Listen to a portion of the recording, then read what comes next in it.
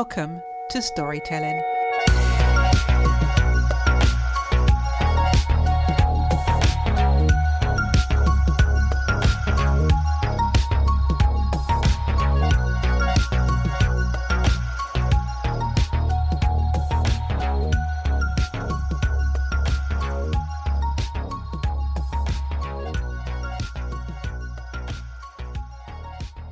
This week's guest has been a tireless advocate for those struggling with mental health and addiction, dedicating the last decade to helping others find hope and support.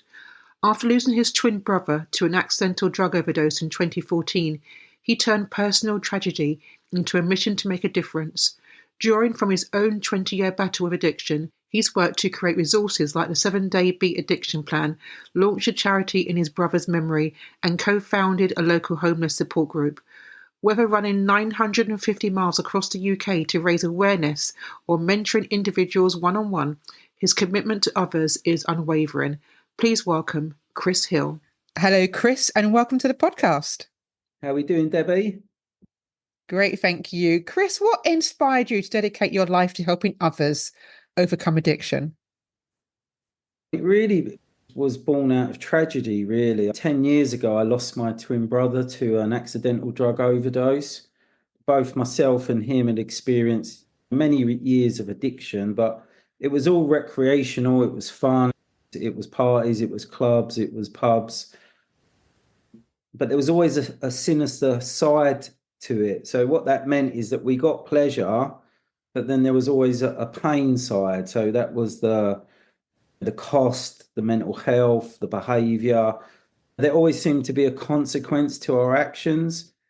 But of course, we didn't really understand it. We didn't understand mental health, certainly didn't really understand addiction. Even when we were taking recreational drugs, we thought that we could stop at any point. But I suppose after 25 years of using and the realisation of the consequences of where we were 20 years later, you couldn't deny that this was the wrong path. And I suppose at that point, I started to seek help from doctors and psychiatrists and read books and went to groups. And that really led me on to understanding how the mind works and the body works. And just watching a film one day, I was just randomly, it was a science fiction film called The Matrix. But watching that film and seeking help, it was almost like the penny drop that something was going on inside of me, that I understood society, drink, drugs, and everything that was being presented to me. But no one ever explained to me about my mind, my physical body, my emotions, feelings, thoughts. I never really understood that was the driver. I thought I had a drug problem rather than a mental health problem. But once I recognized that there was a problem going on inside of me rather than concentrating on the external, once I focused on my inner self, my thoughts, feelings and emotions, I started to realize where my drivers were. The best way to describe it is like hunger for food. Everybody has hunger, thirst, the need for sleep. Those same mechanisms had wired to the cocaine, to the alcoholism, to the nicotine, to the other recreational drugs that I was taking at the time. So the dependency was coming from inside of me. And with that realization, I was able to teach myself a self-taught technique, which formed how I describe a reprogramming of the mind to switch off the dependency. So once I switched off this inner dependency, the external dependency just withered away. And so that's how, at the time, I remember I was taking only recreationally, but crack cocaine. I'd reached those kinds of levels, but I switched that off. And I stayed drinking, and there was some other recreational drugs at the time, but then I recognized that they were a problem. So in the end, I got rid of all my addictions. But of course, my twin brother didn't. The information that I was collating was just in my mind. And my twin brother, he had a little spell in a rehab. And when he came out, he was still on and off drinking and stuff. And then we went to like a club reunion, which was like 25 years from when we were clubbing back in 1989. So I'm showing my age now. And we went to this reunion, and I was drug-free for about 6-7 years prior to going to this event. But he took some ecstasy on that night. unfortunately, after all of these years of taking drink and drugs, he had a reaction in his body, and it's a terrible. Like, it's hard for me to always describe exactly what happened, but he got into some difficulties in the club. I was with him, and at some point we had to get him out of the club. And basically, what the drug was doing, it was shutting down his organs. It had poisoned his body. An ambulance was called, and he got put onto a life support machine. And in the early hours of the morning, we had to switch it off. So it was the most horrific, life-destroying thing that could ever happen to someone. And especially being my twin brother, everybody, we lose parents or other siblings and that, but my twin brother is the person that I was born with. We shared a bedroom together. We went to school together. We had the same friends. So it was part of me that died that night. But coming out of that was the realization I've got all of this stuff in my head. How did I get off crack and alcoholism and smoking? And I didn't really want my brother's life to go amiss, that it's just another addict, another number and stuff. So I put pen to paper and I wrote a book. I self-published that book called Get Your Life Back, The Road to Freedom from Addiction. So I self-published it on Amazon. And from that book, I wrote a 7-day beat addiction plan, a really simple model of education around the systems and mechanisms that potentially control us, especially when you put addictive drugs in. And that's been my driver since. So for the last 10 years, that's what I've been doing. I've been writing programs. I've set up a couple of charities. I run a couple of clinics. We've run retreats. And yeah, for the last 10 years, that's what I've been doing. I've just been helping people with the educational part of mental health and addiction to give them the tools and techniques to be able to take control of their lives. I think it's a beautiful legacy for your brother that you have left behind, especially in helping others. What would you say are some of the biggest misconceptions that people have about addiction? It's really simple. And this is the thing that is missing from as many recovery programs as I can think of, that we're all looking in the wrong place, that everybody's looking externally. They're looking at regression, your childhood, your parenthood, the way that you were treated. Was you bullied? Was you smacked? We're looking for cause rather than, my addiction wasn't out of trauma. My addictions were out of, it was being presented to me. I had the courage and confidence to do it. I got something from it, and so I wanted to do more of it. And most people that I've ever come across, it's the same. Whereas psychiatry, counselling, and other therapies are looking, I suppose, to point the finger to say that this is the reason why you've done what you've done, rather than it was just an innocent choice and I like what I did and that's why I've done it for so many years. It's just that when I tried to stop, I couldn't stop. But when we go into recovery, most recovery programs are looking externally at the drink or the drugs or society or environments and stuff like that, rather than looking at the internal system, our drivers. And like I said to you, it was only like this random watching The Matrix, which is just a completely made up science fiction film.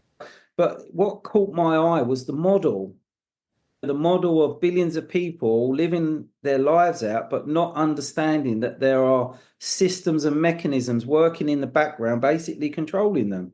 But no one knew. And then with my realization that my problem existed more internally rather than externally, and what I was dealing with were systems and mechanisms that were independent to me, because the realization or the understanding now is that my mind and body work independently to me. Not against me, but is part of a system that allows me to experience this life experience. So through that, watching the film, having some sort of light bulb moment, making me look inside rather than externally. And that's how I came to crack the code. I cracked the code of my addictions, my mental health, my behavior. I was able to question the very thing that was going on inside of me. And now what I call it is I have alignment. Like, I work with my mind, I work with my body. My barometer every day is how I feel rather than what I'm getting. So I'm not looking externally for someone to give me pleasure. I create my own happiness by communication with my mind and my physical body. Now, I'm glad you mentioned the mind and the physical body and the reprogramming of the mind. And I think the example that you gave of the Matrix, everyone can actually relate to that. But there's something else I want the audience to relate to as well. I don't want anyone to think, oh, yeah, but I'm not into drink, I'm not into drugs. But there are different types of addictions that you also help people with as well. Can you share some of those examples? Yeah, I mean, my umbrella is beatmyaddictions.com, and I set up the Rob Hill Foundation, our charity arm of what I teach. But ultimately, what I'm teaching is mental health. It's not addiction. I help people overcome trauma, habits, behaviors, depression, anxiety. There's things like bulimia, anorexia, there's OCD conditions. We were just talking before we went on, about Galaxy chocolate. We're talking dopamine. See, this is the thing. There's prehistoric mechanisms that were already preset inside of us to help us thrive and survive. Find food, find shelter, find a mate. It all releases dopamine. But in a modern day society, like, we have so many different things triggering dopamine, from Netflix to, I don't know, social media, whatever it might be. How do we define addiction? We would define addiction by something that potentially is causing yourself or others harm. So if you recognize that there's a problem, then we would be able to address it. But most people don't recognize or even accept that there's any kind of addiction in their life, because our perception of addiction is a down and out with a brown paper bag and living rough on the street, or someone putting a needle into their arm, which is far from the truth. We all drink a cup of coffee, we eat a piece of chocolate, we might vape, we might smoke, we might drink a couple of beers at the weekend or a glass of wine. But that all defines an addiction. So whether you do a little or a lot, you can't get away from something that has released some sort of dopamine in the brain, creates that prehistoric mechanism to repeat that behavior. So whether you do it once a week, once a month, or once a year, but it's just trying to recognize, is that once a week, once a month, or once a year a problem? If it's not a problem, then it's not a problem. We don't need to address it. So I have lots of people come to me for lots of different things. People come to me for biting their nails, because in childhood it's a comfort and we all bite our nails. But when it leads into adulthood and they've bitten their nails down to where it bleeds and it's so sore, but they're actually embarrassed for people to see their nails because there's so little of them, if you like. So I help people understand that mechanism, the comfort that the mind is trying to get from it, but it's a mechanism we don't need in adulthood. And so it's about retraining the mind, switching off the dependency or the habit, severing the emotional attachment and letting go of it. So there's so many different uses. Like, I designed this program called the 7-Day Beat Addiction Plan that anyone can you download it, you read it, you gain the knowledge. It comes as an instruction manual and people can just change themselves without even a mentor. So it's a simple model, but we're dealing with something very complex because the brain is so complex. But if you understand it in simplistic terms, like me, the mind and the body, and we keep it really simple, then it's easy to understand and navigate to change. And that's what I teach. I think it's great that you described it as a mental health issue, because I think the difficulty is having outsiders or family members try to understand what an individual is experiencing or going through. And sometimes their reaction might be, why can't you just stop? Which is really unhelpful. So what advice would you give to those people who have someone with an addiction, whether it's OCD, whether it's alcohol, whether it's cigarettes, whether it's caffeine, all those things that you described? What advice would you give to those listening who may have someone in their family or a friend who has an addiction? Yeah, so the first point really is it's definitely not a choice. No one chose to become an addict. No one chose for it to ruin their lives. Conditions of OCD can come out from trauma. And we've also got conditions of ADHD, autism, Asperger's, dyslexia. We live in a very modern day society, so we're very okay now to talk about these subjects. So if someone has a loved one that they can see is suffering, but they themselves don't really see that there's a problem, it's always about educating themselves first. So if you're going to speak to someone that potentially has a problem, then educate yourself first. So like I said about this 7-day plan, I would download this free plan, read it yourself, have an understanding, and because you can reflect this upon ourselves. So you know that you don't have a problem, but actually reading this booklet might shine a light on, well, potentially I might. And so that when you do speak to that person, you can almost relate yourself. Say, I understand because I've read this booklet, potentially what you're going through. Because that's what a person needs.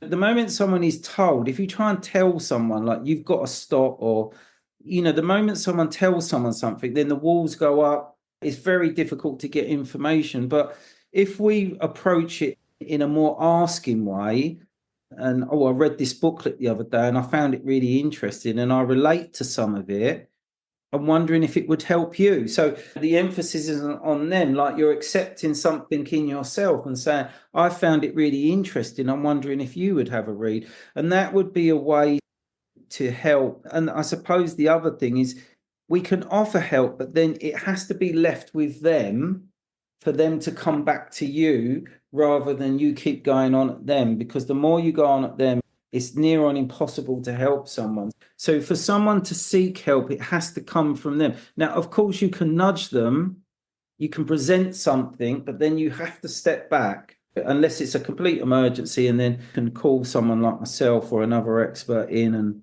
we could have a conversation and stuff like that. So it's really difficult. But as I said, like that 7-day plan, what I teach about systems and mechanisms, I think we should all understand it. I think it should be in the curriculum of schools. And I do school talks. I teach as young as 8, 9 and 10, because I just think that the sooner we can help them understand their emotions, their feelings, their thoughts, the way that they are in the world, rather than telling them what they can and can't do.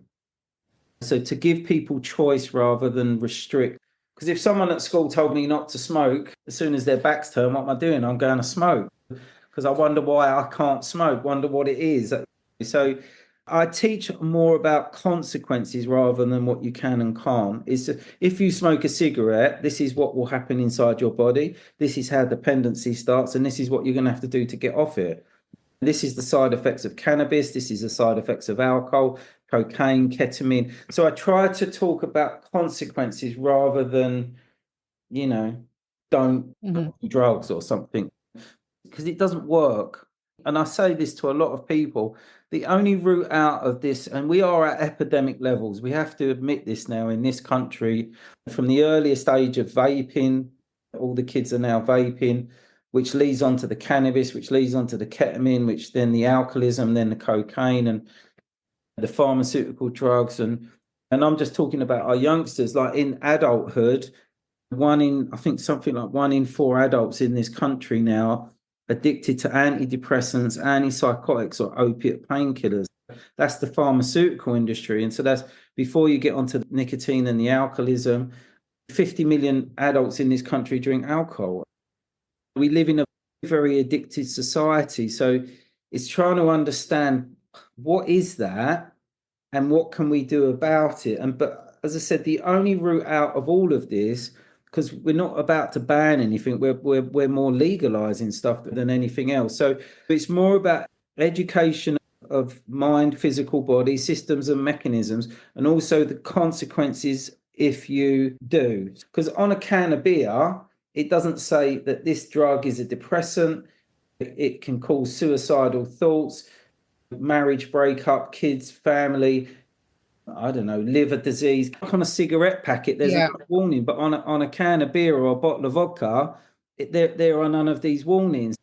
So it's more about let's educate rather than say that you can't. And that's the bit that's missing, and that's from the labels on the food and the drinks and the education that goes on in the schools. Chris, can you tell us about the 2 charities? I've spoke about one. So I set up the Rob Hill Foundation in memory of my brother. So there we run free support workshops, one online. We've got a couple physical workshops. and we do school talks and we go into corporate. And then I also run alongside that, I head up a homeless charity. It's called whatsupwoolwich.org, and we've got like a homeless hub. So we have open up about 3 days a week, and we've got like showers, washing machines, we have a working kitchen. So people come for their basic needs. And we also offer like mental health services, drug and alcohol benefit services. We have GPs come in, opticians come in. So we got a hairdresser. So we just try to provide very basic needs for those that are either living rough in and around Woolwich, Greenwich, or are suffering with some sort of mental health or addiction issue, or just they're looking for a bit of community. So yeah, they're the two charities that I run. And I do a lot of, this year I run the full length of the UK for mental health. Going into next year, I'm going to attempt to swim the English Channel. Wow.